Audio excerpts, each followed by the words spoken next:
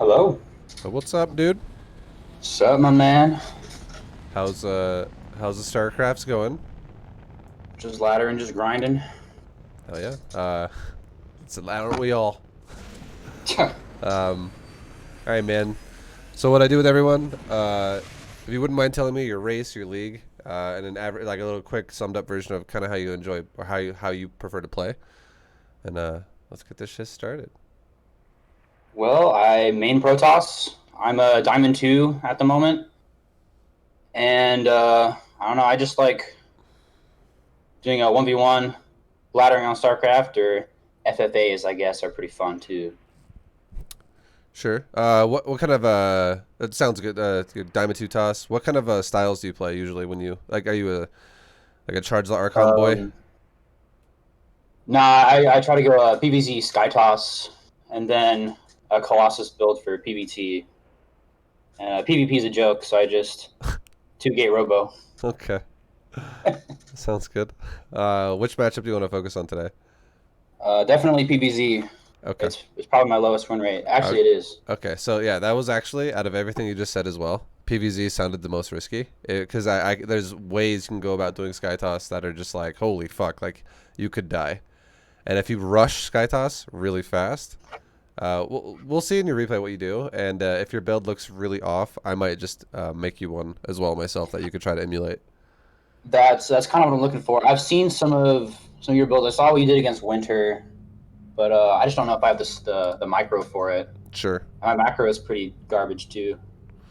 All right. Are you on BattleNet already right now? Yeah, I'm in StarCraft already. Okay. Go ahead and just to make this super easy peasy, just join. By the way, hold on, just really quick before I do this. Like, we might not have to. Are you freelancer? Or no? Me? Yeah, you're not. Okay, so you're not. Okay, I get invited by people all the time, and I'm like, who the fuck is this? And I thought it might have been you, because people sometimes don't use the same ID for stuff. So I guess Oh yeah. just log into StarCraft and just join channel ViBE. So just /join space vibe in the chat, and then I'll be in that channel. Hopefully this will make it easy peasy to where we can just type in stuff in there, so you can hopefully see my shit.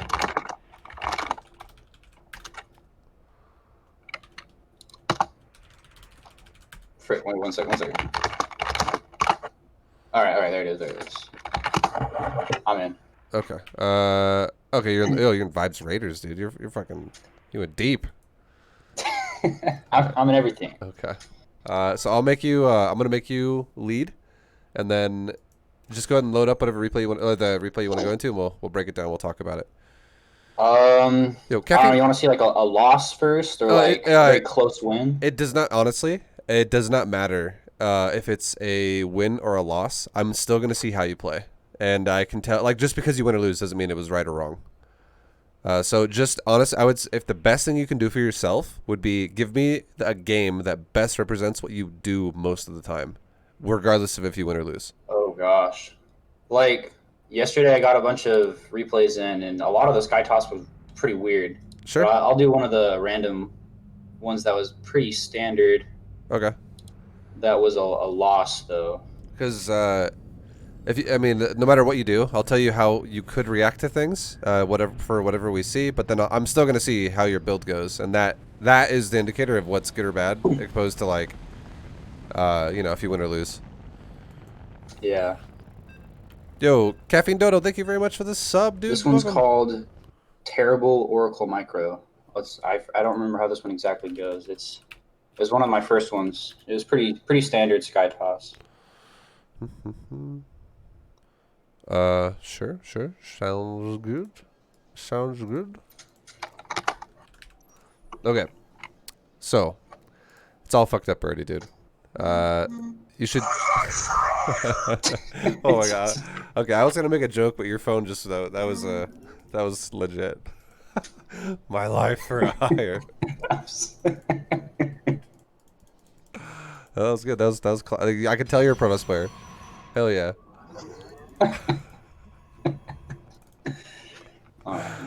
Okay. So I was obviously joking. Your build's fine so far. It's I like the pylon. What have I done to it? I also like the probe. Some people send their probe out after the pylon, and I really like that you stay and make the gate, so that's good shit so far. This is the first thing I'll actually say that is not ideal. And it is this second your pylon's done and you start another probe, I would prefer you to make a chrono your Nexus like right away. And then while you're doing that and making probes still, you just add in a gas. You can still use, So or go ahead. 17 gas instead of 16? No, you can still usually add in the gas as well. Like you can Oh, add in really? the gas Oh, like okay. right as the probe's about to pop, and then also make another probe. And if you can't do that, if you're like, oh, I don't have enough money to do that, a way you can fix that, it's literally a difference of like 10 to 20 minerals. It's very like little how much of a difference it'll be in terms of the minerals if you did or didn't have it for the chrono and the gas at the same time, because you're going to have a lot either way. It would be Okay. stack your probes on the close patches, right? At like the start of the game when you're doing nothing. If you can do that, you'll always do it. You'll always be able to do this. Okay. If that makes sense. Yeah, I've seen it. I've just never cared, I guess. Yeah. Well, On YouTube. it's the like it's the difference of your first probe that you build, when the gas is done, will be the probe that fills in gas, like the 17th probe for your first on gas. And you won't have like a gas that's done really early where you're gonna like have to either undersaturate or just wait on it to like fill it up.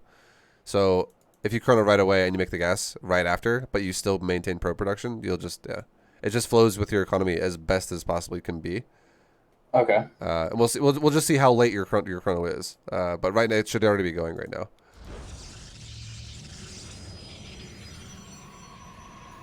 Okay, so you make it with the next probe after the gas. So it's not that much of a difference, but because I mean, at least you don't stop probe production. That's the huge one. But yeah, a little bit faster chrono, and I mean, it's still doing it at perfect timing here. It's good enough. I don't know. Every time I do it, I always chrono like right after the pylon and after the gate.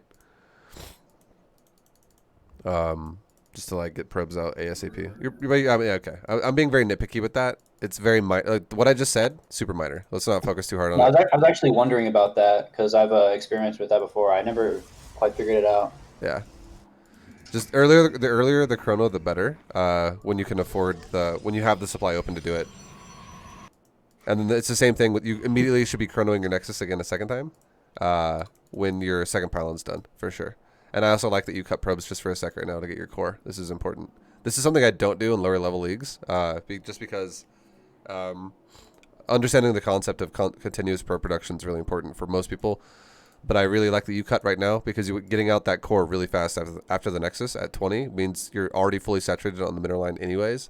This is huge because you need to get that tech out early, whatever it's going to be. Because a big thing about PvZ is throttling the Zerg's economy, and if you don't do that, it can get really dicey really fast. Yeah. That's why you play Adepts. Yeah, that's exactly. Also, it helps with dealing with all-ins, because a lot of Zergs do just all-ins in general. And although they're not the best against Roach, they're like God against Zergling. And everyone always either goes like Roach Bane or Roach Ling or Ling Bane or just Mass Ling. It's always Ling something. So it's very usually never just pure Roach. And even if it is, a shield battery can help there a lot with the Adepts. And then you can make like stalkers and stuff behind it. Okay. Oh, my pylon's so late. Yeah. Oh, frick. Yeah. Yeah, it's okay. It's okay. I'll back it up just for a second and see. It's not that bad. I mean, it is not ideal. The bigger one is the Nexus. I'm not gonna lie. I'll tell you this. You have a grace period of time on your gateway. It's as long as you're not being 12 pulled, like really early all in. And the grace period's like it's getting 3 units out of your gateway before warp gate's done. So as long as because you don't have to be supply blocked or not, it doesn't matter if you start warp gate because it's an upgrade. But as long as you can get 3 units out of your gate before the warp gate tech is done, that's still fine.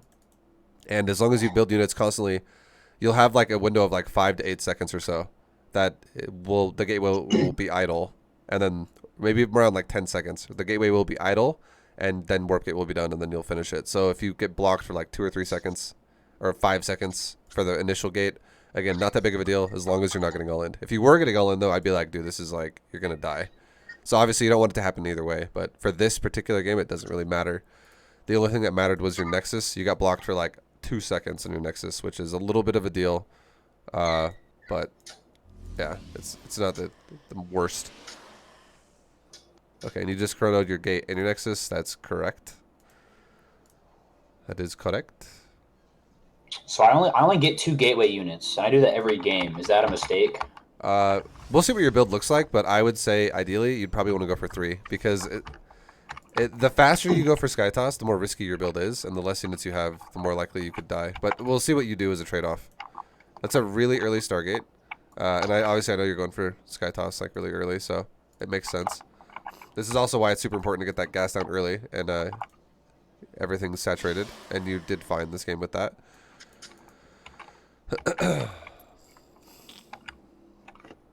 All right, and then depending on what you're gonna go for, this is what I would say right now. You should definitely make a battery right now, like pretty much like right about the time when you're ready to start a Stargate unit, when you're right about like half saturated on your natural. This is that moment. It's the moment when I would say the Zerg is also able to turn the power switch on for himself if he wants to go for a 2 base timing. So And link speed comes up. yeah, exactly. Like all these things turn on. They like activate. So if the Zerg wanted to, he could attack you. And if you don't have much of a defense going on, and you don't have a shield battery, there's a high chance you could die.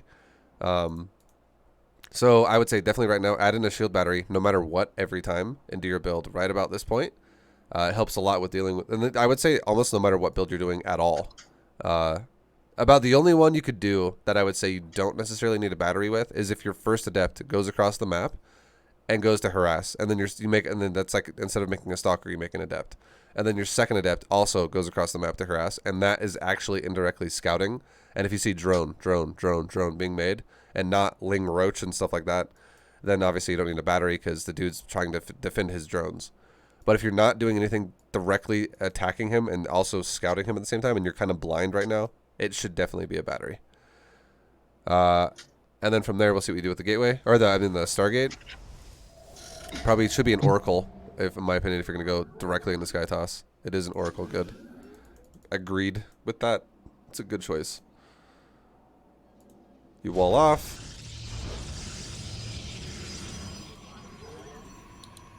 And then yeah, battery for sure. Like this just looks super vulnerable to like a roach timing. Because if you had a battery, you could be a little bit more stable. It's still not the most safe thing, but at least you could actually survive against. You could initially start up a defense, and you could start making like sentries to wall your base in with force fields, and just buy time. Yeah, it's definitely true. I played a game versus Wookiee, and I didn't have a shield battery because I forgot it, and I totally lost to a roach timing. Yeah. All right, and then now, here's what you should do as well. If you're gonna rush SKYTOSS, okay, you're just gonna rush this shit. When you make gateway number 2, and you wall off your base, you should make a forge. Like, so you should make 3 things around the same time. You should be making but do not like try your best to maintain production in the gateway, and then also try to not delay time in the Stargate. It's not going to take all your money to do that. It's just 1 gate, 1 Stargate. But when you add in extra stuff, add in a forge, a gateway, and a battery. So batteries near the pylon, maybe not touching the pylon, but like maybe 1 pixel away from it, so you can't get corrosive biled and lose both at once. So battery kind of like near your doorway. Then a second gate to block off the rest of the opening of your base, which it does. That second pylon below doesn't need to be there in terms of like walling. That gateway is walled against the rocks, so you're fine. And then and then a forge, so that you could start making cannons. And the reason why you need a forge is because if you go open Oracle, if you're not going to do any type of a depth pressure and you're going to open just straight Oracle, you need to use the Oracle to build cannons at your third. Otherwise, your third is never going to be able to stabilize.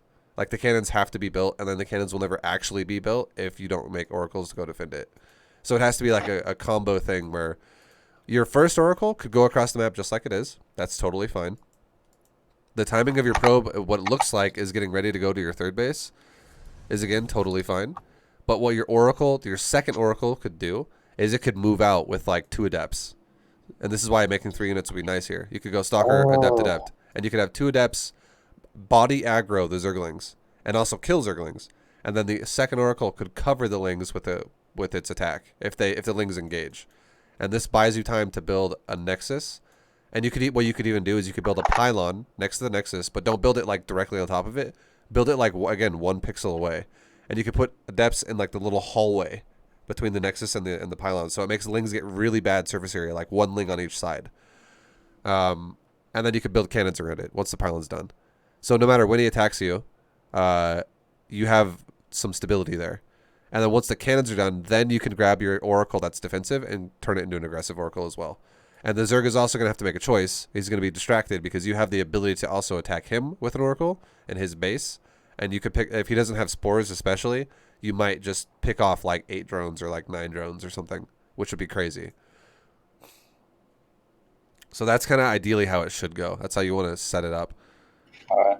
Should I even build a second gate, or should I You should do definitely. forge after? No, you should definitely build a second gate. Okay, Because yeah. I have issues if I don't. the reason why is because first of all you need it for your wall, and walling with a forge is doable. And maps where you have to build even bigger walls possibly if that ever happens. You could add a forge into the wall too. That's fine. But if the Zerg is really aggressive, like roaches and lings and roaches and lings and mass lings, making extra gateway units will definitely help you get off the ground faster because you can actually use these units to guard your probes. Like your Stargate is always going to kill shit, but the gateway units is what prevents your probes from dying early game. So you still kind of need to make them. So if you're getting like hyper aggro attacked by the Zerg and he's just not making drones and he's really trying to prevent you from taking another base, that'd be a great time to that would be a great time to, you know, add in some more gateway units. And you can even warp them in, like just extra adepts. But yeah, if it's just like this, the mini lings right here, and that's it, and then you don't get attacked again, and you still have like the 2 adepts. You should always make the first 2 though.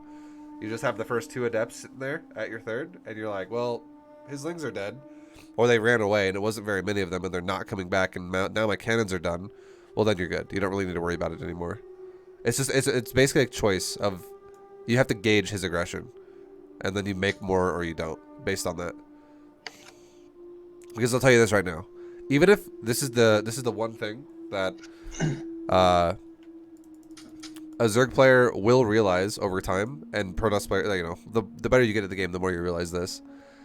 It's a window of time that you have to break the third before it's fortified. As soon as it's fortified, it becomes like 5 times harder to break. So if he breaks you while you're in transit going towards the third and he kills the probe on the way and he kills the adepts on the way, that'd be probably the best. As soon as you get pylon nexus down and he puts his adepts like in between it and he's like, no, just kind of like the surface area is limited, but it's not like no static D's up yet. It's not easy to break that, but it's still breakable. And then as soon as the cannons are up and the batteries are up, it's fortified and it's now way harder to deal with. So that's when Zerg's like, well, okay. Now I gotta like really invest into breaking that because now, if I just send a little bit of units at it, it's not gonna do shit. I'm just gonna lose all of it. So Zerg has a limited amount of time to break that until it becomes a problem, and as soon as it becomes fortified, even though you were not making gateway units, you weren't just constantly pumping like stalker, adept, or whatever, and instead of having like 8 gateway units, you still only had the initial 2 from the gate that are out and the 1 stalker in your doorway. So you have 3 instead of 8. It's still okay because if you have static D like that and he engages it, even if it's an all-in, you have a very high chance of just defending yourself because that static D with shield battery is crazy good, especially if you can also overcharge a battery. All right. Yeah. Lost that probe. Yeah, and that's just time. And if your second oracle goes across the map, this is a mistake. You need to set up that third, because the third base is a huge deal, and setting that third up is very important. And right now, if he was swarming you with a lot of lings, you would never get this down. Your 3 adepts would just die right now. Oh, I think they do. Frick. It's because adepts actually don't they don't trade poorly against Lings ever. They never trade poorly. They trade really good against Lings if you go Council and get Resonating Glaives, which is usually why I open that way, because that's why I don't go Oracle, by the way. When I play most of the time, I go Phoenix, and the reason why I can go Phoenix in my games is because I have Glaives instead of Oracle. But if you don't go Glaives, you kind of need Oracle, again, to deal with Lings. Because all Adepts are right now is they're almost as effective as they could be, but they're not as, because, again, that Glaives upgrade is massive. It's very big. But you do need a little bit of assisting support now because you're skipping the upgrade and you're going straight Stargate. So that's why the Oracle's so impactful here. And if you had an Oracle, that thing would just be roasting Lings like 1 Ling a second almost. Yeah, and now you're going to... So your micro there was a little fudgy. You lost a Adept on top, unfortunately, because they moved in a weird way. One Adept on the bottom is getting fully surrounded. The only Adept that's in a good spot is really the one between the gas and the minerals. And this is kind of the idea that I'm telling you about with the pylon and the nexus. You put them between. If you get that down. And if you had an Oracle on top of this right now, it's all about limiting surface area of the Lings to allow the Oracle to have maximum time to just kill Lings constantly. The Oracle is what really does the damage here if you don't have Glaives. So now that you lost the Adepts, that sucks because now that puts you further behind because now you have to remake the things you just lost. And that was a good trade for Zerg. So now, like, it's, we'll look at your Oracles in a second. Or, actually, they haven't done anything yet. So, we'll look at them now in a sec. But, having to remake units out of the gateways is definitely not what you want to do because that's just more money being thrown down the drain. Because you don't actually want to make a shitload of gateway units. Like, you would prefer not to because you're going SkyToss. So... if you're going to rush SkyToss, again, the Oracle idea is a big one. And you should also, here's the thing too. This is actually massive. Your second Oracle was made a while ago, and you have no other unit being made. You should chain production out of your Stargate. Do not stop making units. Yeah. The Stargate is the... if you're going to rush the ground phase of this, the Stargate is the key here. So if you skip units, it's definitely going to hurt you in the long run. And that's also a thing where it would be like... you know, if your second Oracle was at your natural, or sorry, at your third base waiting to set up, and he did that Ling attack, and you denied it. Or let's just say he ran away. You killed like half of his Lings, and then he ran away with the other half. Or like maybe you even killed like a third, and he ran away. And then you turn off your Oracle beam, because you're not just going to let it deplete its energy. And then let's say he makes a full round of all Lings, because he's going to all in you again. What should happen then is a second Oracle should have now spawned out of your Stargate, and also be reinforcing your... again, it's always defensive until your static D's up. You do not let that shit be idle by itself because it will die if he does the timing, and a lot of Zergs will try to break it. So you can then have a choice where you can now if you had like 2 Oracles at your third, you could turn them both on at once if you want to, or you could turn one on and see if he runs away. And then if he doesn't run away after losing like maybe 8 Lings, you turn the second one on. Or you just don't turn the second one on at all and you let the one Oracle kill it. Because there will be some Zergs as well that will try to bait out your whatever, the Pulsar Beam activation. Because it's a fuckload of energy to just turn it on. It's 25 to just turn it on. So some Zergs will try to bait it out and then run away. And then bait it out and then run away. Because the Oracle is not as fast as Lings are. So you have to realize that shit too. That's why you really just want to stay defensive over your Nexus and just make sure that the cannons go up. So if you do one beam at a time, that might make more sense. Because if you do both at once and then you deplete your energy and then he comes back and now suddenly you have no energy, you're like, oh, well, shit. Okay, now he's killing my building cannons that aren't done yet. That sucks. So, yeah, making constant Oracles, huge. Making Adepts, if the more aggression he does, the more Adepts you should make. Or if it's roaches, you might want to make stalkers. And again, a battery as well at your natural, just in case he chose to go for your natural instead. You can just rotate back to your natural and call it good. And here's the other thing too. This is that moment where the game really gets made or broken for you, because this is why we're sticking here for so long. You should also, as soon as you get your static D set up at your third, that is the priority. But at least you have a battery to fall back on your natural. But as soon as you're done building static D at your third, and we're looking at probably like 3 cannons and like 3 batteries, honestly, because you're not making ground units really. You're only making it if he attacks you. But if he doesn't, you're making static D. So you're going to need a decent amount. You don't want to just make 1 cannon and call it a day. Like 3 cannons and 3 batteries would be ideal. And then as soon as you have that, you'd want to make probably like 2 cannons and an extra battery at your natural. Just in case he chose to go for the natural instead to break that. because you need to be able to guard yourself wherever he goes. And then you're still making Stargate units the whole time. As soon as your third base and your natural have static D and that's all done, then you're going to add on 1 or even 2 more Stargates, because you're going to go up to, and you're still making probes the whole time. So you're going to do a probe transfer to your third, and you're going to have like a 3-base setup going on. We meet our fate. All right. So this is huge. This is really good. He didn't realize what you're doing, and this is definitely an amazing situation for Protoss. This is just like, cool, I'm killing his queen for free, and now I'm killing a bunch of drones, and now you're way ahead. I would actually, right here, if I were you, I would actually focus fire the drones. Killing the queen in his main was a fine choice, because there was no spore, and it was just the queen. But the second he knows what you're doing, and he starts grouping his stuff up, you want to utilize the window of time you have to do damage as much as possible, and to be much better off killing like an extra 4 or 5 drones, instead of weakening or possibly killing the queen. Because the drones are more valuable to kill than the queen is. They just are. I would rather kill 3 drones than 1 queen, and that costs the same amount. And the reason why is because 3 drones also eliminates future income. Like, that's money he's not mining anymore. So he actually loses really more than 150 minerals for that situation. So I would say, yeah, right now you should definitely be focus firing drones and going up towards the north side of his mineral line as you do it, to try to give yourself an exit. Like, you could move up, kill a drone, move up, kill a drone, move up, kill a drone. Requires a little bit of micro. Or you could even move up and hold position out of range of the queens, because an oracle has less range than a queen. It has 4. A queen has 7. So if you hold position and he's on a move on the queens and he's shooting you max range, even though you're getting shot by a queen, you would still kill the drones. Hold position's less effective, I'll just say that right now, but it still would work better than attacking the queen here. And then if you just killed like a couple extra drones and got out, you would save the oracles, you'd get out for free. You would have done all this damage and not lost anything, but it's just every extra drone you kill sets him behind further and further and further. Yeah, there you go. You're doing it right that time. I think the concept you should have gone for, though, like, you did it correct. Like, I'm going to see if you lose them, though. I'll watch that. That's important, too. Don't lose an oracle here. That's so massive. Okay, good. I'll just wait for later. Yeah, no, it's all good. So, again, this one made sense because you surprised him. He had no idea. He had literally no idea. But now the alarms are, like, sounding in the Zerg's base, right? He's like, oh, shit, oracles. I need to defend this. So now you should realize, you should, like, have some type of, like, respect for your opponent. They're not, like, you know, they're not brainless. They are starting to defend this now. So you can only imagine that he's probably getting ready to stop your oracles soon. Not right this second because you surprised him, but soon he'll be able to stop it.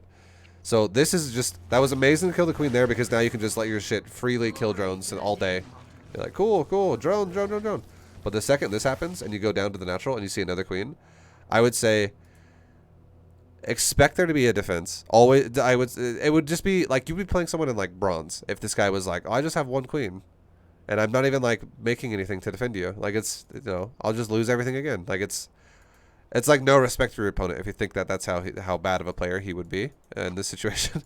So you would have to like assume he's probably going to have something now to defend you, and you've given him now he's no longer surprised. You've been in his base doing this for the last 10 seconds or so, or 15 seconds. So going for drones now and getting out would be more the goal for 2 reasons. Number 1 is because of kind of what I just said. He's going to probably defend you at this point. Like, he's going to shove you away. And the other reason is because your oracles are almost out of energy. One of them specifically. Like, you don't have a ton of time left.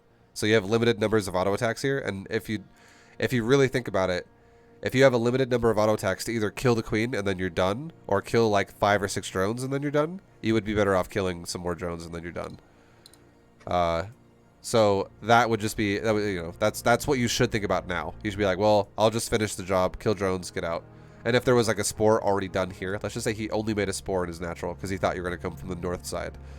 I'd be like, okay, yeah, kill some drones, get hit by a spore a couple times, kill like 3 drones and get out. That'd still be better than going for the queen. Even if he had a spore there. But obviously he doesn't. Because that, like, you did do it fast. You did it fast, but I think you did it as a reaction to the extra 2 queens. When all I was trying to make clear here was, even if the queens weren't there, you still would have been better off this time killing drones. Because you have, again, limited number of energy on this oracle as well. Like, it's already down to 13 now. So if you think about how long you would have stayed on that queen would have like practically died, and you would have had like 3 or 4 energy left on that oracle to maybe attack one drone with it once.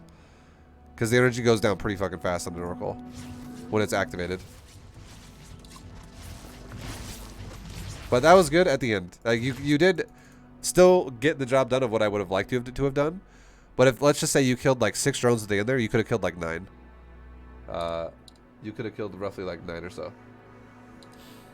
So that would have been nice.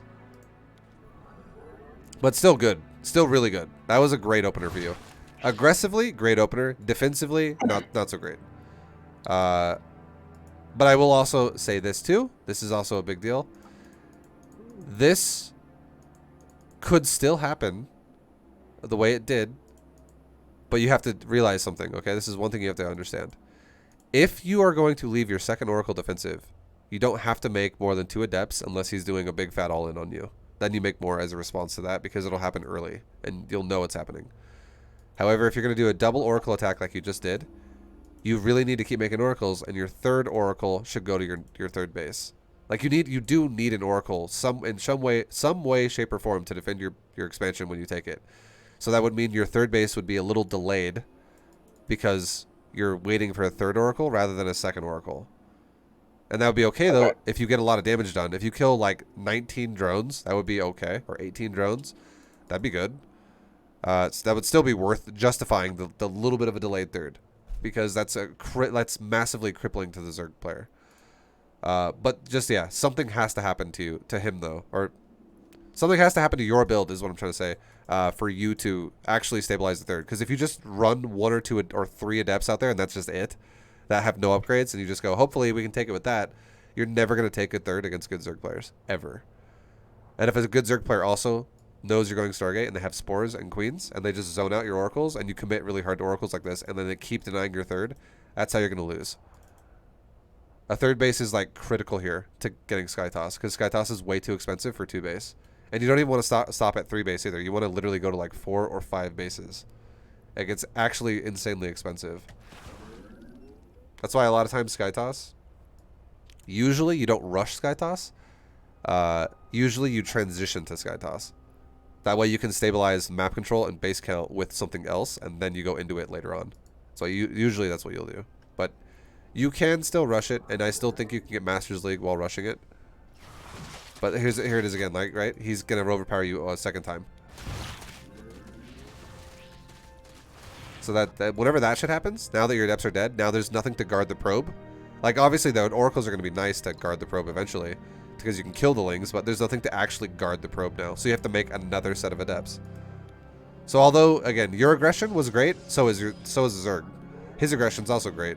I still think you're ahead, because him delaying your third is not as impactful as you killing 18 drones, because that's fucking horrible for Zerg. That's now, the Zerg's economy is like half of yours. That's awful. But like, if he keeps doing this to you, though, if he just builds drones and keeps doing this and keeps doing this and keeps doing this and builds drones and keeps doing this, and you just have like 2 base for the next like 3 minutes, like, that's gonna definitely the Zerg could catch up if he does this enough. Alright, so I should have not targeted queens. Should have already had my third. Defend with cannons. Not just throw away my Adepts. Then I'm good. Everything you said is correct, except for when you said not target queens. You should have not targeted the queens that is natural. You should have targeted only the first queen. Yeah, the first queen was good because you surprised him and there was no spore there, so you could easily get rid of that queen right away and then kill the drones. That way you don't have to physically micro drone. You can just let it fucking auto attack, and then the oracles are just gonna efficiently kill drones as it is. Okay. Yeah. And then also, your oracles are able to stay longer if you kill that first queen, because again, since you surprised him and he has no anti-air really there, if you would have just killed drones, you would have killed the whole mineral line, and then you would have probably had to have gotten out of his base on his first base, because the queen would have almost killed 1 oracle in the time you would have killed his whole mineral line. And although it's still a great trade for you, that's in no way is that a bad trade, but if you think about what makes sense when you surprised him, it does make sense to kill the queen. That way you actually don't lose actual health on the oracle, while you are also killing drones now. Yeah. But here's the thing too. Let me just say this to make this the final piece that makes sense. If the Zerg player would have reacted immediately, and while you killed the queen and he ran the drones away, it would make more sense then to stop killing the queen and start killing the drones while they run away. That because you don't want to sit there and let the drones evacuate to the natural, and then by the time you kill the queen, he's already going down his ramp to the natural, and by the time you catch up to the drones, he's already grouped up with more queens at the natural, and maybe now is also getting spores going. Like, you don't want that to happen. It made sense to kill the queen because of 2 reasons. Number 1, you surprised him, and number 2, he didn't evacuate. He just sat there. So you're like, cool, I'll just kill the queen, and now I'll kill your drones. And then as soon as you started killing like half his mineral line, he moved to the drones to the north side of the hatchery, and then sat them there, and then they still died there. So it made sense because he didn't evacuate the drones at all. That's why it was a good idea to get rid of the queen, because you're still going to sit there killing his drones. Okay.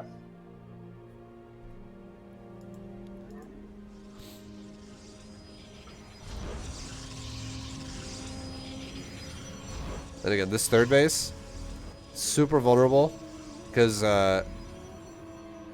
like, yeah, if he ran over here and from the north side and surrounded it and just killed it, like, okay, there you go, it's gonna die again.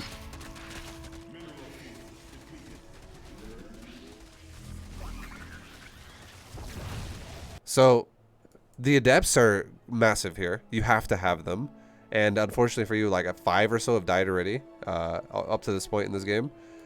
So, if your Zerg player keeps doing this again and again and again and again, you have Warp Gate.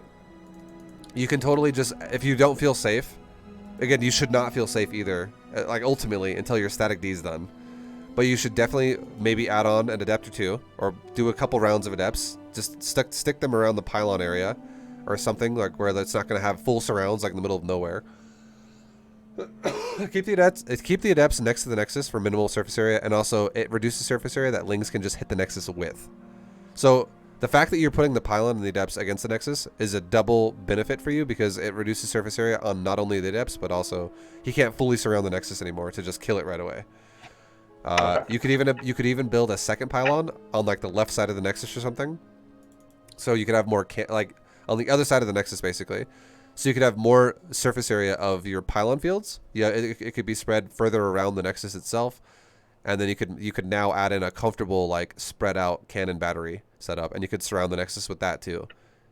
Like you could make like 3 triangles, or sorry, like a double triangle of triple battery cannon, and you could so you could rotate cannon battery, cannon battery, cannon battery around the nexus, and it would be like a triangle formation for each one of them, in a way. Or again, it just reduces surface area on the nexus. I would definitely not say stack all your cannons and batteries in one little blob in front of the nexus, because if he shows up with like 8 banelings, he could blow up all of it and then be like, okay, well, all your static D is dead.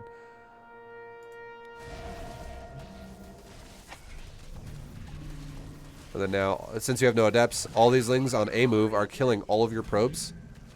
And now your oracles even further. This is even worse. Your oracles are not out of energy. I'm glad you now have adepts coming over here to defend again, but this is starting to actually get kind of out of control. Like, you fucked him up really bad with these oracles in the first part, but he is actually recovering in this game against you now. A lot. Yeah, that's why I picked this one, because my reactions post harass are pretty terrible.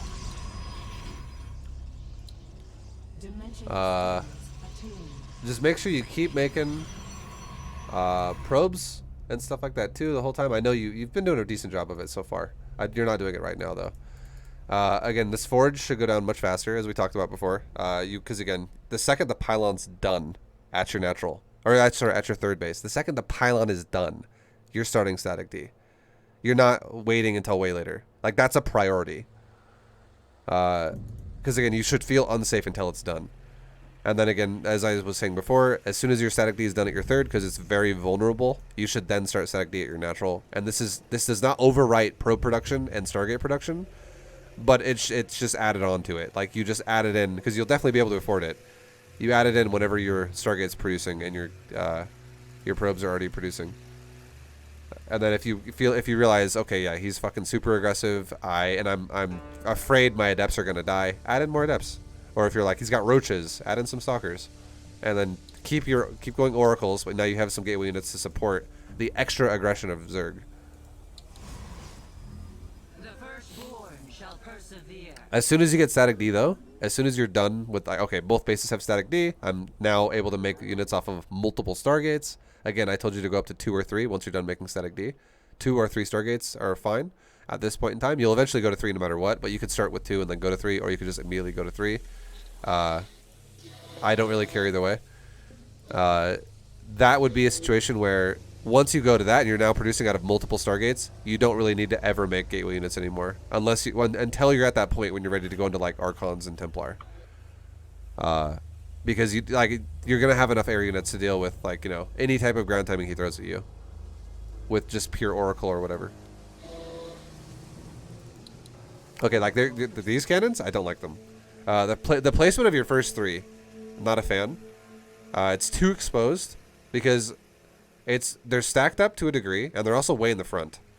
I don't like this for the simple reason that, number one, if he ran from the south side to the right side of your Nexus, he could actually get back into mineral line again for those first 3 cannons, and he could avoid getting hit by a cannon.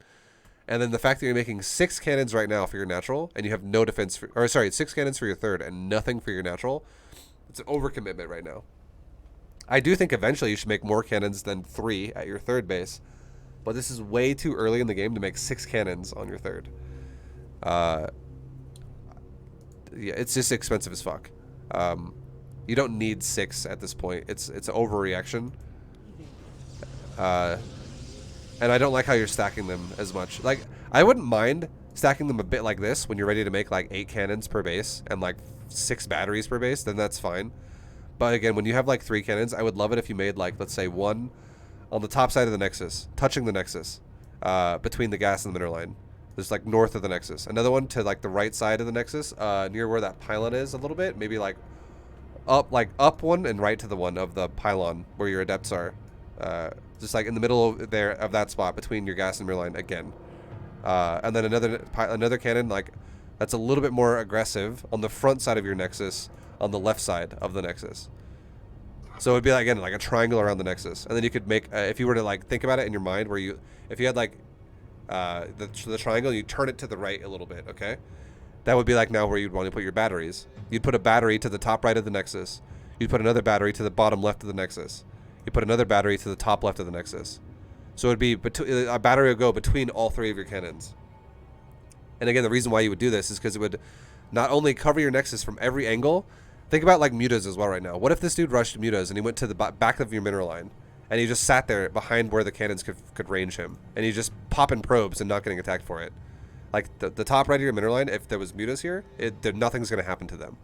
So if you put cannons around the Nexus, like I was saying, you would actually be using 1 or 2 cannons the whole time to shoot the muta, because they would be closer to the mineral line. And again, it would reduce surface area, so you'd also be protected from Ling run-bys, and he couldn't just focus fire the Nexus down, if he was still trying to do that. Now, obviously, if you have 6 cannons, Ling run-bys aren't going to do much anymore, but it's overcommitted. It's too expensive. You could add on more cannons later on, though, once you have like the 80 to 85 probe mark. Like, well, you could add on like up to like 5 cannons in the space later on. And I don't like the cannon location with the battery as much. Try your best to make buildings not touch like this when you make very few of them. Because again, now if we're talking about like AoE based Zerg things, Ravagers or Banes, the faster he can, like Banes is a little less for the natural because he has to break through the wall and then hit those. And also Banelings have bigger radius anyways, so Banelings are going to blow up buildings no matter what if he wants to, AoE wise. But Ravagers is a big one. He can blow up your battery and cannon together because you touch them together, and it's positioning of things is kind of critical early game when you're kind of trying to min-max what you have, and you're not like overcommitting in your third base is what you did there, but you're not overcommitting in your natural. I agree with what you did here. I actually want you to go to 2 cannon, 2 battery, so I would have wanted you to add on 1 battery and 2 cannon from the initial battery you made earlier. Like, this is great. Your natural looks great. It's just missing the 1 battery because you never made the battery early on in the game, which means you're vulnerable to an all-in. But the natural's great. Location-wise, could be a tiny bit more spread out, like gap the buildings, but otherwise good. Third base too much, and it's also too far away from the middle line.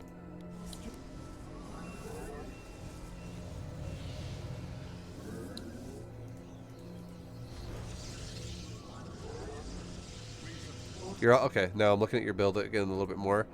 You're making you have two choices, really. One choice is you go charge lots, and you do that as a as a choice that's going to be like, well, I'm not really going to make mini cannons. Like, you could basically go charge lots and do the 3 cannon 3 battery thing, the 2 cannon 2 battery thing at the third of the natural, and you could never make static D again for those bases, and you could go charge lots. And this would be more of a, well, okay, like, just hear me out on this. If you go for more gateways and you make charge lots, that's going to be a big addition to your army, right? It's all pure mineral as well. It's the difference of making more static D. Because instead of him showing up and fighting against a bunch of cannons and batteries, now he's fighting some cannons and batteries and a bunch of charge lots. And then also oracles. You're still making oracles.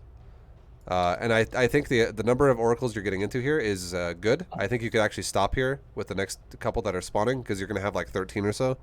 You're going to have 11 with the current amount you have. You could stop around there. That's fine. And you could start going into carriers. That'd be fine too. But you can't, realistically, if you're going to go for lots of cannons and then really quick carrier now, you cannot afford to make a bunch of gateways and zealots too. You can't, because you're making a lot of cannons. But if you want to make less cannons, you could afford to go some charge lots.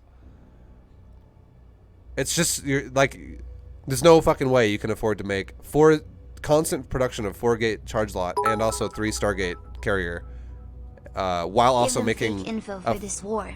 While also making a fuckload of cannons. Like, you can't do all of these things at once off of 3 base economy. And another thing you want to be doing too is you don't want to just go, okay, I'm going to go SKYTOSS, I'm going to sit on 3 bases and call it a day, and that's all I'm going to do.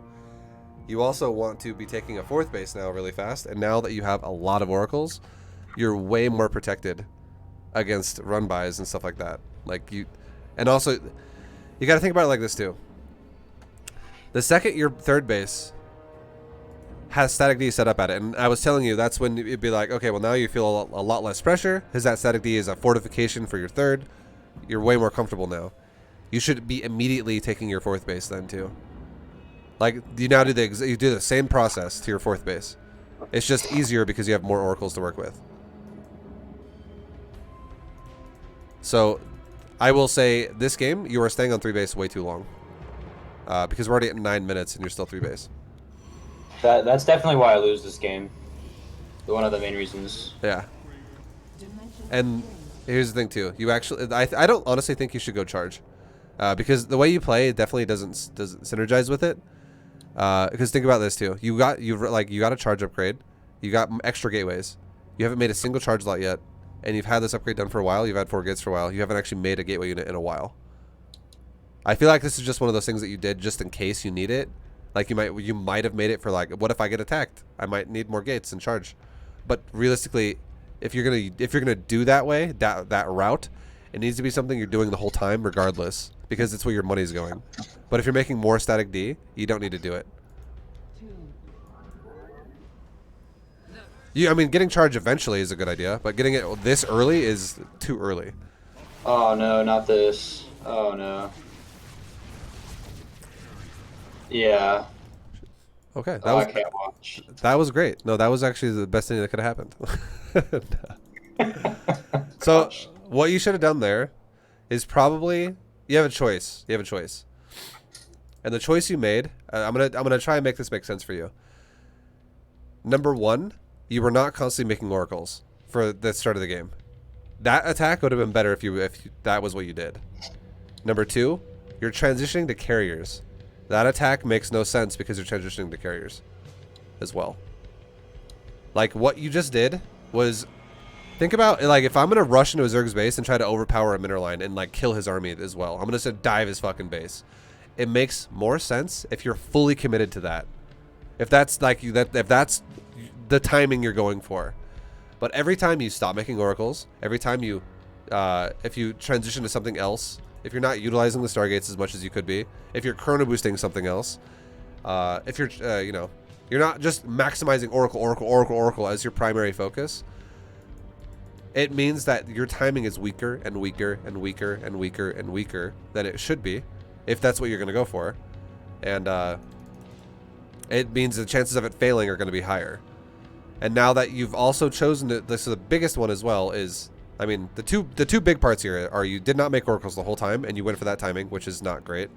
And then you also transition to carrier as you do that timing, that's also not great because you've just given him the ability to counter push you now, and you are not ready with carrier yet. You're starting to transition. So that just gave Zerg the go-ahead to be like, time to go kill him. Like, if the Zerg attacks you right now, it makes sense.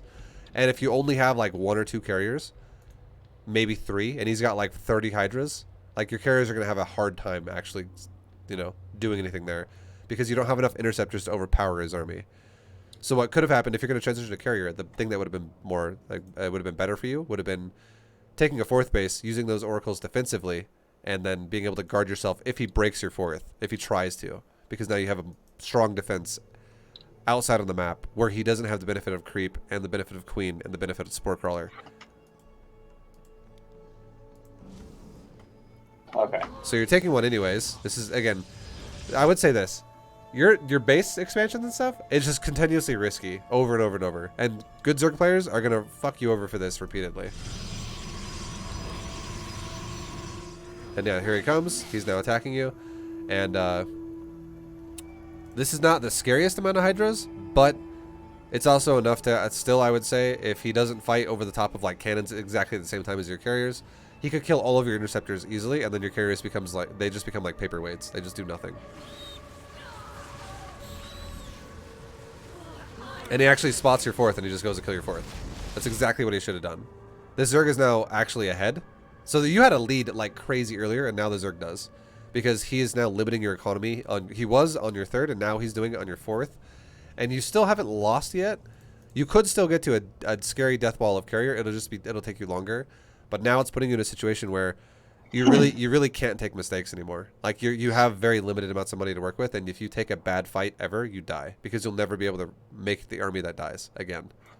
You have like one chance to win here. And it's not like necessarily right now.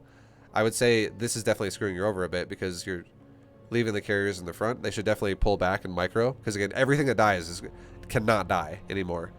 But it's such a bad position to be in because again, the oracles aren't here anymore. So if the oracles were here, imagine how easy this would be to stop. You could like turn on 10 or 11 oracles of beam and just be like just roasting hydras like crazy. And then suddenly your carriers don't lose all their interceptors because the hydras die so fast. And then your carriers could clean up the rest as well with the oracle. Yeah, most games I don't just throw out my oracles like that, and I can defend that better. But a lot of times I lose anyway because my defense is pretty garbage. Does that make sense about why you wouldn't want to attack the oracle there with the way you did this build? Because the transition's terrible, yeah. It's also because you're not prioritizing the timing. That's a big one too. That's both things. Okay. Like if the only way that attack would have made sense is if you would have done this. The Stargate never stops making oracles the whole time. That's your priority. And you chrono boost it as much as possible. So that like that timing that you hit him at like 9 minutes with would have hit him at the same number of oracles. You would have hit him at like 7:45 or 8 minutes.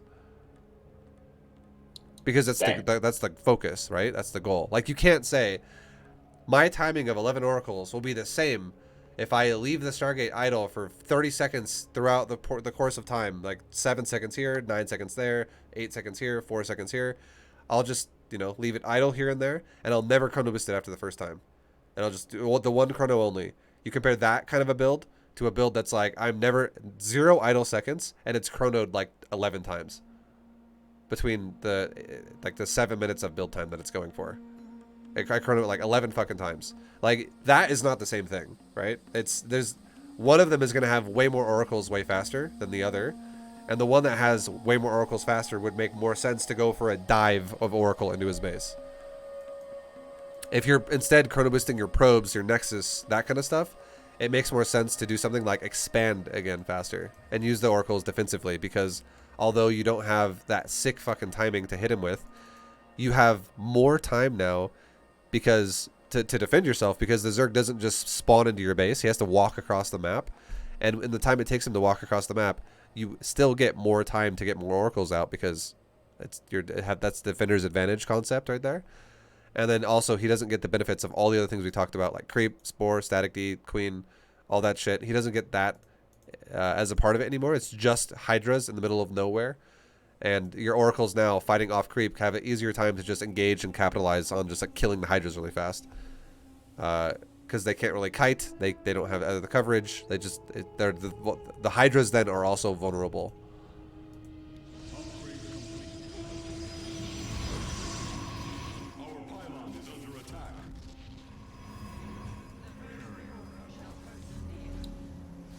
And at this point too, when you have what's it called? Stargates like this, it's very important. If we go back and watch how much idle time is in your Stargates, I don't know how much there is, but there might be a bit. There's been a few times throughout the middle of the game when I've paused it, looking around your base, and I've noticed that Stargates continuously are idle. This kind of shit is, you have to prevent this from happening too. Like this is the game right here. This is what's gonna make or break you. The more idle time you have, the more likely that timings like this are just gonna keep killing you. And I know you've put yourself in a hard spot for the reasons we all talked about just a second ago. But if you would have just maintained production and played defensive, you would be crushing this army repeatedly.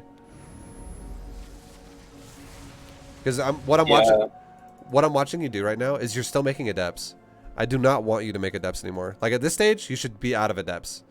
When you're at like 12 minutes, if you're still having to make gateway units, something's going wrong somewhere in your build.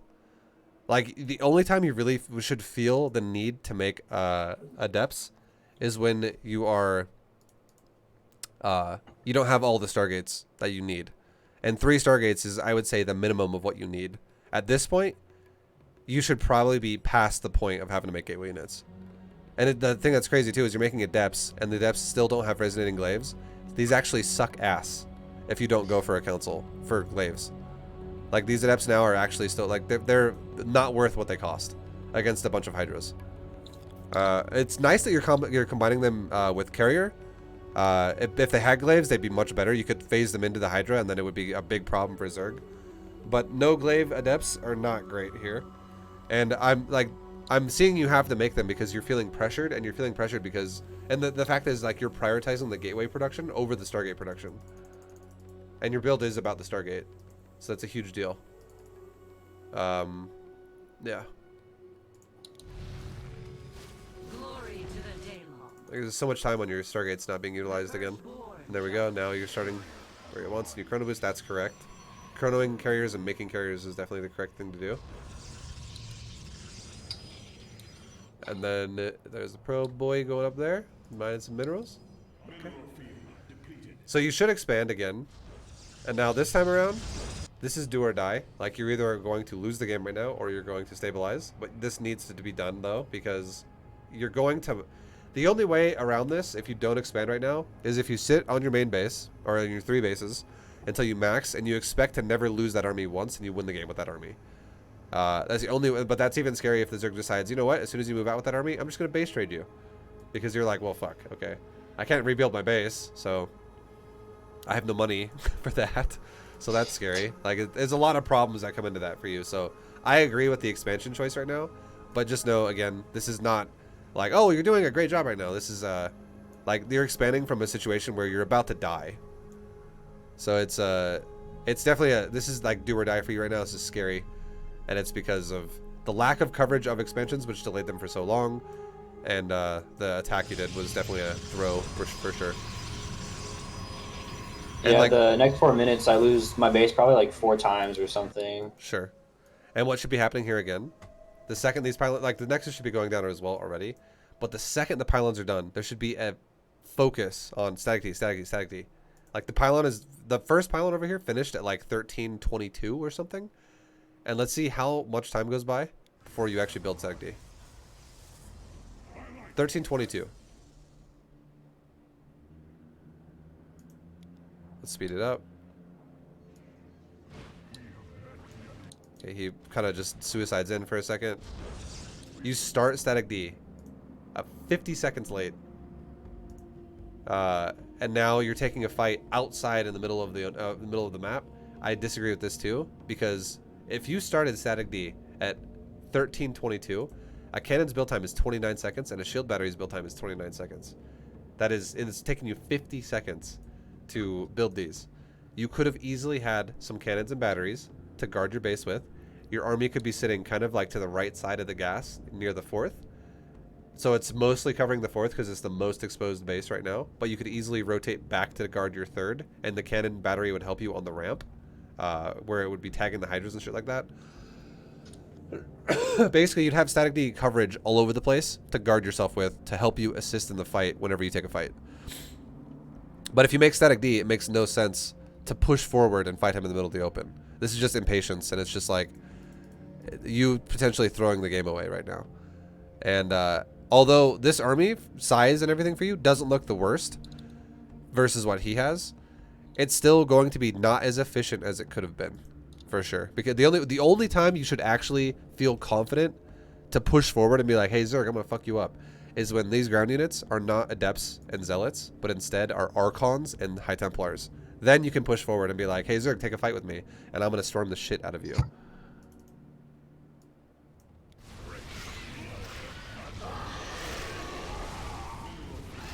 Because, yeah, I was going to say, I feel like that fight was going to actually be a win for you. It just looked decent. It looked decent. But that's still bad for you, and the reason why is because look at income tab right now.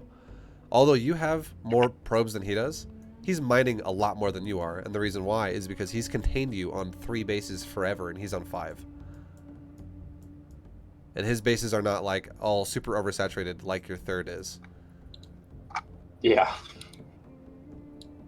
So taking fights that are somewhat trade heavy or maybe mildly inefficient are still bad for you right now. You want to take the most efficient trades you could possibly take, which means that fight, I still think that was a mistake for you to take that fight, even though it looks like you won that fight, because you didn't crush him, which you would have if you had, you know, Storm AoE stuff, Archons. You would have crushed him then, but you didn't have that, so it was more of a trade, and I would say that's in Zerg's favor, because trades always benefit the player with more economy.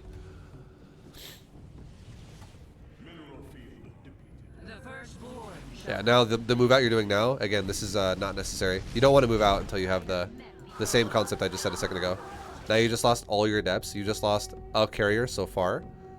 And you're deep on creep. So now this is like vulnerable again, even further. And you're losing another carrier. And another carrier. So you've just reset yourself again. And moves like that cannot happen. And you have to realize conceptually that made no sense for you to be out there. So like what you should have done is you should have started a council. I mean, sorry, a Templar Archives and got ready to go into Storm. And you already have one. You should have started Storm, and you should have actually been going into Charge Lot Archon, with just constantly producing carriers and maybe add in a mothership, and then guard your bases. And what you could do if you got antsy and you're like, you know what, I still want to attack, and I got some extra money, a little bit of extra money, but my gas is like being just like barely able to afford everything because the mothership, carrier, Archons, and Templar are insanely gas expensive. So losing carrier and having to remake that, all that's going to do is delay your Archon and your Storm. That's all that's going to do, because you cannot afford all of that right now. But what you could do with your excess minerals, if you have any, is if you feel like the need to make a little bit more static D, you could.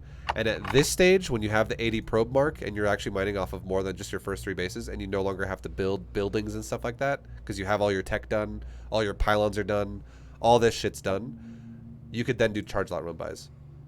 Like, no carrier move out with it, just a charge lot run by. Be like, oh, Zerg's over here on the left side of my base trying to get ready to attack me over my battery cannon. How about I send 12 charge lots to the right side of the map and go kill the opposite side of expansions? That'd be great. And that doesn't compromise your army at all. I have met the enemy.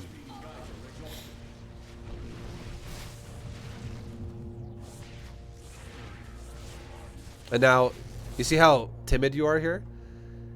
If you had more carriers alive still, and you made batteries here too, like let's just say you kind of, instead of throwing away the gateway units you threw away and then remaking a bunch of adepts, and throwing away like the 5 carriers or so that died, you would have actually been able to be basically maxed out here.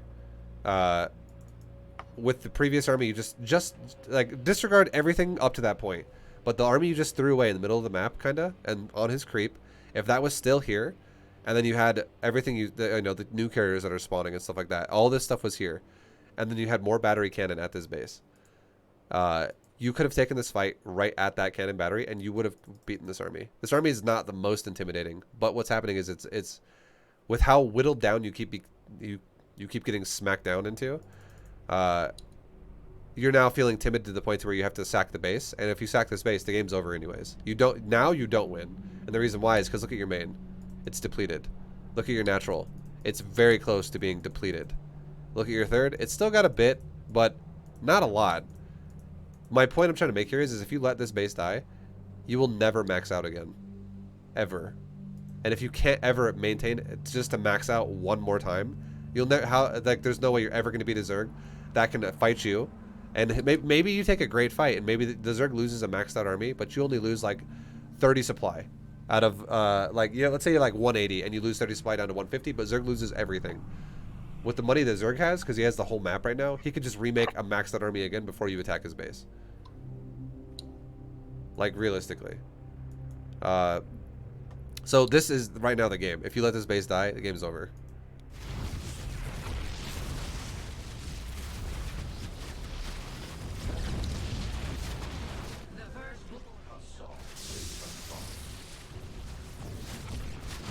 Yeah, and now, how long is this game? This game is like only 1 minute longer. Yeah, I was gonna say, it's like a minute. like this could be either a slow death or a fast death. That's all this would be now. Because if you just sat here in your base and you're like, I'm guarding myself behind cannons and batteries, you would stay alive. You could stay alive for another 5 minutes. I could see that, but there's no fucking way you would ever win. Because in 5 minutes, you're actually fully depleted everywhere. Like your naturals only got about 3 minutes left on it for like all the resources to be gone, and your third base has maybe like 5.5 minutes.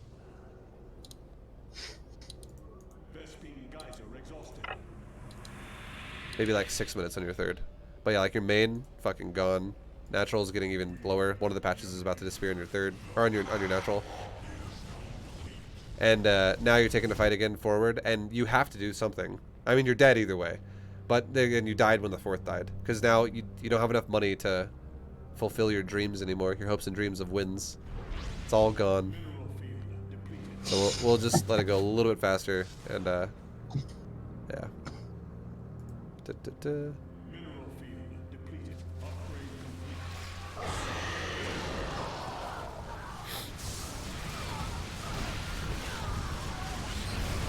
And also, always make a mothership too. Always. I know there was a few times this game you could have made one, but you never did. I'm gonna tell you right now, the level of difficulty that a mothership adds to a Zerg trying to fight this army is ridiculous. Like, this army could be the exact same composition, just add in a mothership, and suddenly the army for Zerg becomes like 3 times harder to deal with. Because it becomes a priority to get rid of the mothership, which means there's a dive mechanic involved now for Zerg, and if a Zerg cannot methodically, like, just assassinate the mothership with like a Viper pull or something, if he just kind of like dives with his army and just goes in there, the amount of time that the amount of supply he will lose to just snipe a mothership is going to be absurdly high. And if you just micro the mothership too, and you make it even harder by like throwing a time warp on his army or like pulling the mothership back as he dives for it, you can just end the game with that. Like, it's fucking ridiculous. So no matter what, adding in a mothership is going to make your army like not just 8 supply more powerful.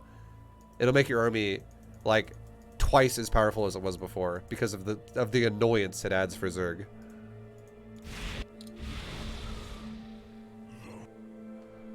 But yeah, I mean, okay, so I feel like we kind of really described everything there. I want to do one more thing for you really fast.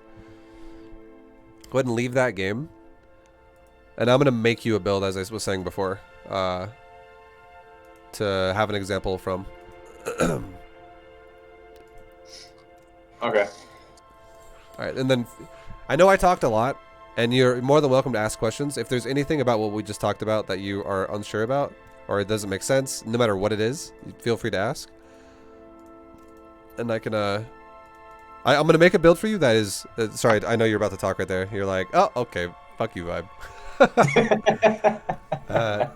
I'm going to make you a build that's defensive, okay? It's going to be what you just did, minus the Oracle throwaway. But I'm going to do it in a way where it's not going to be so gateway heavy. Yeah, I shared that one on purpose because I knew it was my worst game. I only see all the problems. I'm actually not sure how I feel about that build in particular. Sure. Well, just do this one right here, and you'll feel it should feel solid, and I'll give you positionings of shit too as well. Okay. So like, don't just pay attention to the build order. Also, yeah, pay attention to where we place them.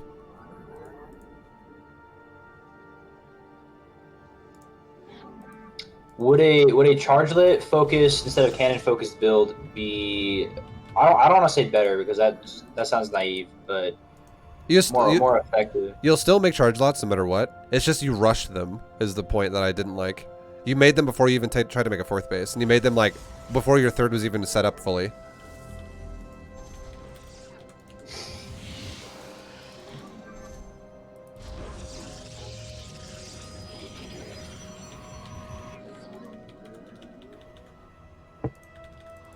Alright, okay.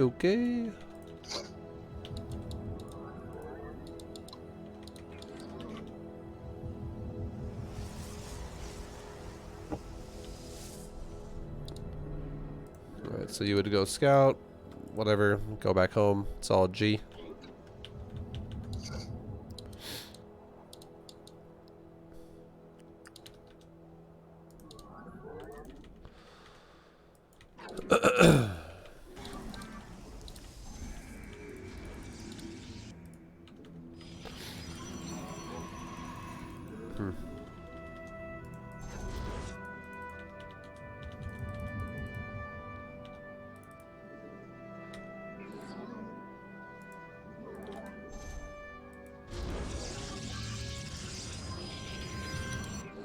Okay, and then now we're gonna make the pylon. Easy peasy.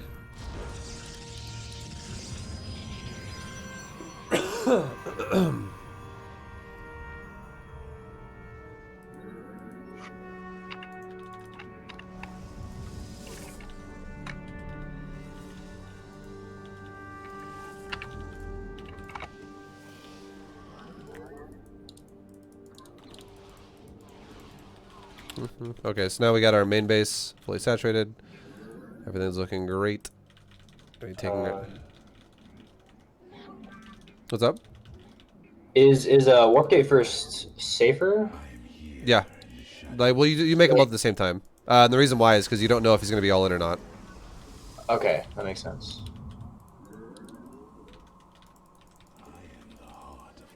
And then we're going to make our Stargate.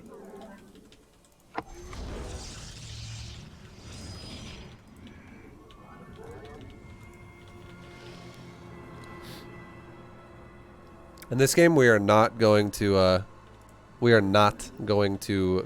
chrono boost our Oracle because we're not going to go for a timing. We're going to chrono boost probes constantly because we're going for macro. So now we should make our battery right around this time.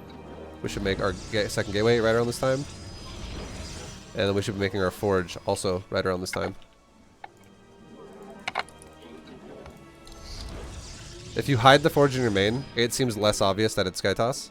But if you put it in your wall, that's fine too. It doesn't really matter that much. Because a lot of players don't really know how to deal with SKYTOSS anyways. They kind of deal with it like garbage. Okay, and now our adepts should go escort a probe. This is like already how fast you should be taking your third base, literally. Like we should escort our probe to the third.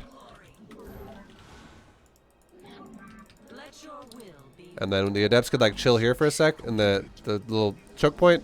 At first, the oracle's gonna pop out and defend us.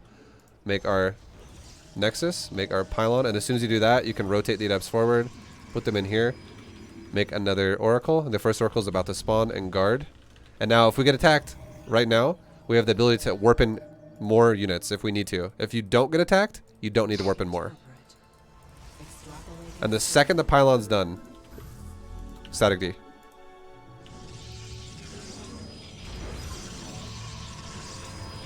Make like a battery right there. Make like another cannon right there. Make another battery like right there. Put the adepts back in here again. And then make like another final cannon like right there. And one more battery like right here. Whatever. I can't fit it behind the mineral line, but it's fine. Put it there, it's fine. Just gap it like one by one by one. Make another oracle, don't stop. Now look at my mineral line and my natural. We still haven't taken gas and it's okay. We're gonna do really quickly a cannon, and like a second battery, and maybe like a second pylon. And now let's take our gas at our natural, and let's rally all the excess to the third. And now go back to chrono boosting probes again. And now that we have our third base being saturated, we can add on more Stargates to fill in the production value here. So add on a Stargate, add on a Stargate. And now let's start getting, at this point now, let's start getting weapons as well for core. And we can take our gas a little bit faster on our third base. And now if we get it all in any way, like aggressively in the front of our base, there's very little that would happen to us that would scare the shit out of us.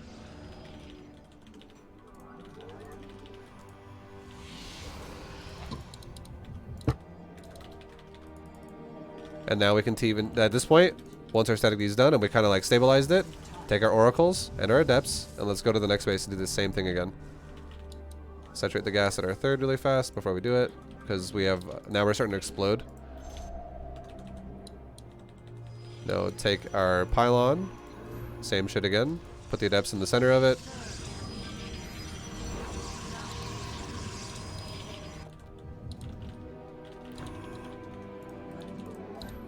And then we can take our fleet beacon too. And now at this point too, I would say probably stop chrono boosting your probes, because you're already you're 60 plus. You already have a good probe count. Start chrono boosting your weapons on your cyber core, so you can have upgrade like carriers or like really early. And now start making shields too. Yeah, like getting shields right away. I've done that before in games that I've done, just in general, but it's not, again, a priority where it's like, this needs to be the most important thing to be made right now. It's, okay. If you're getting shields as like, I'm getting shields instead of the other upgrades, it's not as fucking important. But yeah, like, once you make your fleet beacon, that's a great time to start shields, because then you can afford it, and you're not like cutting an oracle to do that or something. That's fine. Okay. But now let's make some more cannon and battery at our fourth. And now you can get a little bit crazier with it, because you're making more than like 3 per. Because now your economy is like in the 80 range already. Like, this is fucking fast. And there. Well, that'll be good. We'll call that good for that. Now let's get ready to start making carriers. We have a good amount of oracles. This is a good safety amount of oracles. Nothing. It's not like limited in any way. We have it. If they're on like 8 to 9, depending on how many or more are going to spawn. We had 9. Now let's go into carrier production. And then as soon as we start carrier production, let's continue our level 2 weapons on the core, because again, the carriers are what we're going into now. And we're chilling. Let's go into now a mothership, and now we're going to go into charge. Like, so now that we have carrier production done and we have another base up and running, we're not going to increase the Stargate count from 3. But instead what we're going to do is now we're going to add in a council to go into charge lots, make more gateways, and now have the ability to go charge lots and add the mothership in. So like basically we're not doing all the costs at once. You have to like kind of balance your costs out, is what I'm trying to say. Which is also why if we got the shield upgrade really early and we're delaying the council, look at the shield upgrade now. If we get it like during the fleet beacon, it actually makes a lot of sense that it pairs up with now being able to go level 2, because you can't go level 2 unless you have a council. Now we can once again take the same type of static D setup to go towards our next base. Keep chrono boosting our upgrades. Get a mothership started and keep the carriers rolling.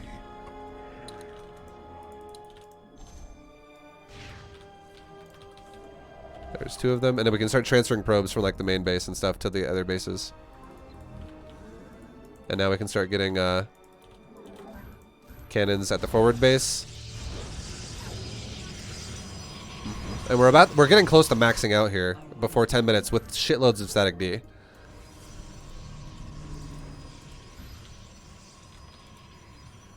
There's a bunch of cannons, and let's add some batteries to it. And now this base again. So to centralize your army, you'd want to be maybe there like the ramp in the middle of your bases, so no matter where he goes, we have good amounts of shit to work with. And now maybe we'd want to go like this with our natural. Add in like maybe like 1 or 2 more cannons. And then maybe like 1 more battery, just to like extra reinforce it. And maybe at this point too, add in like 1 cannon and battery in the main, in case he does like a run by through my door or something. And I like don't have it, you know, blocked or whatever, which I don't actually right now. But now we're going into level 3 weapons, level 2 shields on Forge. and whatever it's called, Forge and Core. And now let's start adding on, keep going carrier, and let's start adding on more gates now, because now we're going to get ready to go. Now I would say this base count is looking pretty solid. We have enough saturation of open bases to transfer probes around for a while. This is now a window of time we've created to where we can now go into more gates to make charge lots with eventually, and to make Archons and Templars with. So let's add on like maybe like 8 gateways. Go up to like 10 gate total. There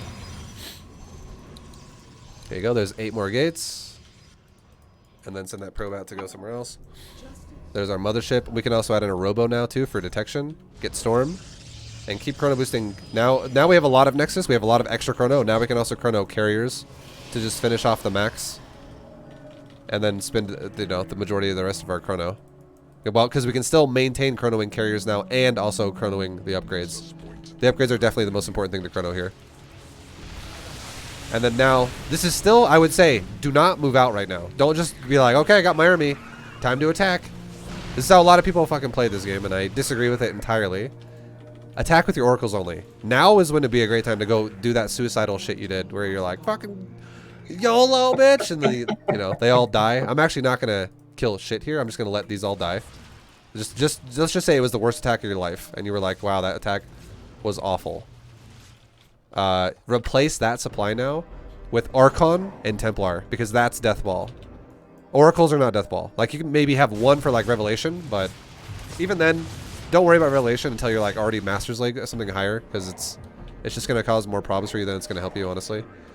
And if you didn't, let's just say you didn't have enough gas for whatever reason, this is that moment when you can start making charge lots when you need to buy time, and you can do a wave of charge lots. Same shit. Just send them to go attack bases. Meanwhile, if you're not ready to attack, don't attack. Instead, stay defensive, and do something like move out with an army over here, take another base, make pylon cannon, and like send your mothership army to it. Get rid of your adepts and stalkers as well. You don't need them anymore either. They're kind of like waste of supply. And then now too, once you have a lot of money and you only have 3 Stargates, would be that moment too where you could be like, I can afford it now. Let's ramp our Stargate count from 3 to like 8 Stargates. So if my army does die in a really bad way, I can remax over and over and over. And you're like, cool, I have zealots. Pretend they're killing shit. It's fine. But ultimately, at the end of the day, what you want to go for, again, is the Death Ball army. You want to have maybe like 8 Templar. 8 is like a fucking solid number. 8 Templar is amazing. And then make like 3 to 4 Archons. 4 Archons is super good. 3 is like, I would say, minimum. 3 to 4 though, like 3 to 5 would be amazing, but I would say 3 to 4 is fine. Like anywhere between 3 and 5. Do not make too many Archons. It gets a little bit excessive. But if you have anywhere in that range, 3 to 5, you're solid. The reason why is because that can shit all over Corruptors. And that's the only thing your carrier should be afraid of is Corruptor. So Archon and Storm kind of like solve that problem for you. Right, let's get rid of 2 probes so I can actually make 1 final Templar. And then there you go. Boom. Whoops, I just accidentally morphed Archons on the other side. I didn't mean to do that. Now I should only have 4 Archons, but I have 6. You get the point though. It's whatever. Yeah. And now this is fucking Death Ball. This army is what you don't give a shit about anymore. You're like, yeah, let's go, Zerg. I will push you. And at this point too, ideally you have good upgrades. You already have level 3 weapons on carriers. You also, that's a big thing too. You don't really want to be attacking Zerg with like your real move out, like your scary fucking army with carrier, until they're already level 3 weapons. You don't want to be moving out with like level 1 or level 2 weapons. That is a huge difference for carrier. And then your the rest of your upgrades or whatever, like your shields and stuff, it's nice to have them more, but you just progressively get them as you go. And now if you fight the Zerg, you suddenly have this fucking God mode army where you can be like, hey Zerg, I'm going to time warp you as soon as you engage me. I'm going to storm you and I'm going to kill you with Archons. And it doesn't matter if they have Overseers or whatever, because this army just has so much utility. It's crazy. And then, yeah, like, from this point now, too, I would say the final way to ramp this build up would be maybe make a Dark Shrine. And if you have a moment to spare, and you're attacking like this, you don't need to watch your army the whole time. Like, watch it when the fight happens, but if you just took a really good fight and you just crushed the Zerg, you know what you should do then? Look at my probe in the middle right. This is what you should do. Like, don't look at the probe before you take a fight. But as soon as you take a big fight and you just go, oh, Zerg's fucking dead, do that, and then look at bottom right with that same probe. I'm like, all right, well, I'll set this up now, and I'll start building this base too. I'll just expand while I know my army's rolling his base over. And then once I spend like 30 seconds setting up expansions, then I go back to my army when the Zerg could have now recovered a new army, and now I get ready for the next fight.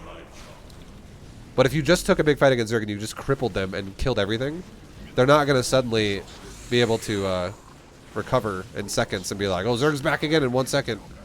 So that's like a window of time for you to expand and set up another base. Because if you look at my main, it's mining out. Look at my natural. It's getting low, but it's not mined out yet. Look at the third base. It's starting to mine out, like the initial patches. So I have probes I want to rotate around again. So expanding here is really important. This is how you play SkyToss. And if you ever had a moment where Zerg, like, if Zerg had a lot of bases, you could actually open up like maybe 20 supply and you have 10 gates. You could actually warp in like 10 zealots to the other side of the map and be like, I'm gonna go kill that base over there. And then eventually those zealots would die, but they'll kill shit in the process. And that's how you would definitely keep, like, you know, keep a lot of control of the game. But it's about, like, the big thing you want to worry about with all of this is it's about getting to that maxed out SkyToss position and not worrying about the game before it. The whole game before it is just getting there, because if you get there, you're going to win. Like, high chance of you winning. Okay. All right. Any questions about anything? About anything we just talked about? So you did a very macro defensive build there, and the build felt a lot nicer. Should I even harass with the oracles? You can if you want. So. I mean, I'll tell you right now, if you do, and you are able to handle doing what I just did while also harassing with an oracle here and there, that will get you further ahead. Like, you had the game won with that oracle harass you did. You killed 18 drones when the Zerg then got knocked down to only 22 drones or something to your 45 probes. Like, that's horrible for Zerg. If you want to keep doing that, you can. Your oracle your harassment was fine. You just have to understand the defensive aspect of it, which we explained a lot in the first game in your replay. You have to always have an oracle over your adepts, otherwise your adepts are just going to die if he attacks you with Zerglings, which is exactly what happened to you multiple times. Yeah. So that, keep in mind, you have to do that if you do decide to harass. And then just don't do the harassment that you did where you lost like 12 oracles or like 8 oracles at once. Don't do that. Just never do that. Do what I did, where you throw those oracles away eventually anyways, but you do it once you're at that point where you're like, well, I need supply. I'm maxed out already, like with carrier mothership, and I don't want these oracles now because they're just bad supply. Then do that attack, and you can be like, how many drones can I kill now? And if you kill a lot of drones, it's fucking great. But if you just throw them away then, well, if you get counterattacked then, it doesn't matter, because you're like, hey, Zerg, if you counterattack me, I still have like 10 carriers, and I'm still maxed out. I'm just waiting for like the last 3 carriers to spawn, because 8 oracles is like almost the same supply as 3 carriers. It's not exactly, but it's almost. Like, 8 oracles is a bit more expensive, but yeah. You still would have a scary army. Go ahead. If I'm totally blind and they just go muta, like, how do I even react to that or be ready for Cannon it? battery. Cannon battery will initially help you, and then as soon as you have if you have cannon battery down, it'll make mutas do a lot less initially. You can react to that if it's mass mutas. You can just start going into chrono boosted Phoenix with the Phoenix weapon upgrade, and you can just chase them down and kill them. But if it's just a bit of muta and you're not that worried about it, and your cannons are able to thwart it off by default, you can just add in maybe a couple more cannon battery to every one of your mineral lines, just if they don't have a lot already. Like, your main could add some more, natural could add some more, whatever. Your other bases that, like your 3rd, 4th, 5th, 6th, those should not need more, because you're already automatically making like 10 cannons or 8 cannons and like 8 batteries. You're making a fuckload of static D at your outer bases because you want to make sure they don't die. But you can just add more into the bases you've owned from the beginning just to guard your tech and your production. And then, yeah, if it's a lot of muta, like I said, you could just go Phoenix and you would just win, because you'd already have a highly upgraded Phoenix. Like, he would, like, I'm going to tell you right now, Zerg cannot upgrade air as fast as Protoss can. So mutas are actually scary if they don't just break you with the first push. And if you have carriers really fast, the scariest moment would be for you actually when you have the oracles, and if he just shows up with mutas, then like that would be the scariest moment. And then that's when you should just be like, try to make more cannons, immediately make more chrono boosted Phoenix, and try to just balance yourself out there. And that would be fine. But as soon as you have carrier, mutas are not threatening really. All right, dude. Well, thank you very much for doing a lesson. I will have this posted. Hey, thank you, man. Yeah, I'll have this posted into a VOD by tomorrow, and I'll send it to you on Discord and I'll have it, so you can watch it again if you want. Okay. But much love, dude. Good luck. Thank you. All right.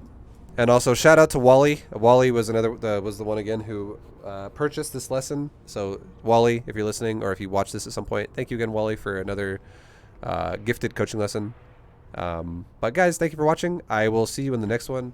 So until next time, good luck to you as well. Good luck to you in your SkyTOSS games. Good luck to you in everything. And take it easy. Much love. See you next time. Later, guys.